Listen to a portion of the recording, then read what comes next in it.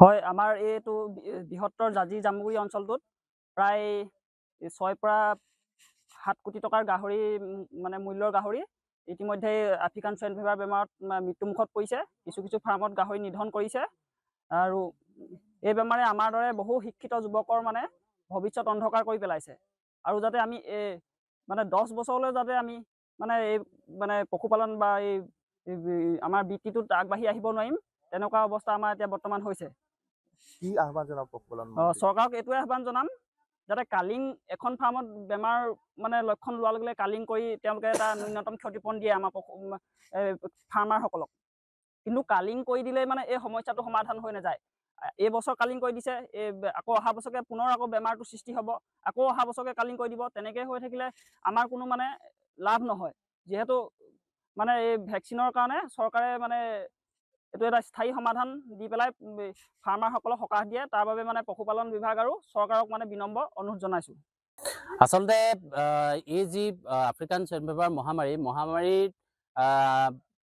এই গোটেই শিৱসাগৰ জিলাখনৰ লগতে সমগ্ৰ অসমকেই চুই গৈছে আৰু আমিও এজন ক্ষতিগ্ৰস্ত পালক হিচাপে এই 2020 বৰ্ষৰ পৰা যিহেতু বেমাৰটো আৰম্ভ হৈছিলে 2025 বৰ্ষলৈকে আমি বহুত ধৰণৰ কষ্টৰে ফাৰ্মখন বচাই ৰাখিছিলোঁ, কিন্তু এইবাৰ আমি নোৱাৰিলোঁ। আমি সঁচাকৈ কি ক'ম মানে কোনো শব্দ বা ভাষাৰে প্ৰকাশ কৰিব নোৱাৰি দুখবিলাক। আচ্ছা, আমি লাহে লাহে আৰম্ভ কৰিছিলোঁ, আমাৰ ফাৰ্মখন ঠন ধৰি উঠিছিলে। লাহে লাহে আমি স্বাৱলম্বী হোৱাৰ লগতে আন 10জনকো এই ক্ষেত্ৰত আগবাঢ়িবলৈ আমি উৎসাহ জগাইছিলোঁ। কিন্তু এনেকুৱা এটা মহামাৰীয়ে এইটো টাইমত আমাক আহি পানি এনেকুৱা ধৰণে ধুই গ'ল।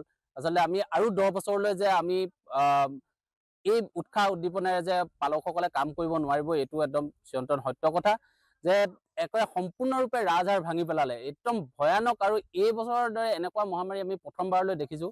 অতিকে ভয়াৱহ মানে পৰিস্থিতি। কোনো এখন ফাৰ্ম বাচি যোৱা নাই। সম্পূৰ্ণ জৈৱ সুৰক্ষা ৰখাৰ পাছতো মানে যিমানবিলাক প্ৰতিষেধক ব্যৱস্থা ল'ব লাগিছিলে সকলোখিনি লোৱাৰ পাছতো কেনেদৰে এই মানে মহামাৰীয়ে গ্ৰাস কৰিছে আচলতে ভাবিলে কিবা লাগি যায়।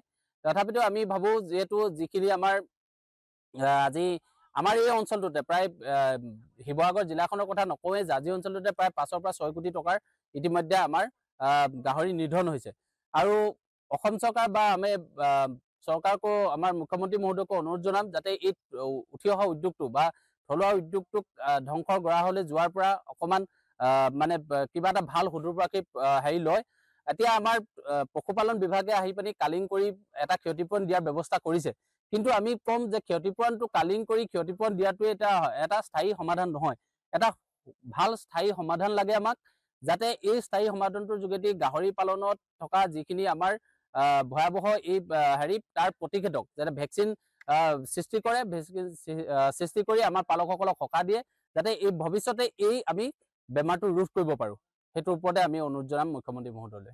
যিকোনো খবৰৰ বাবে যোগাযোগ কৰক 7099017330 লগতে 7099017110 নম্বৰত।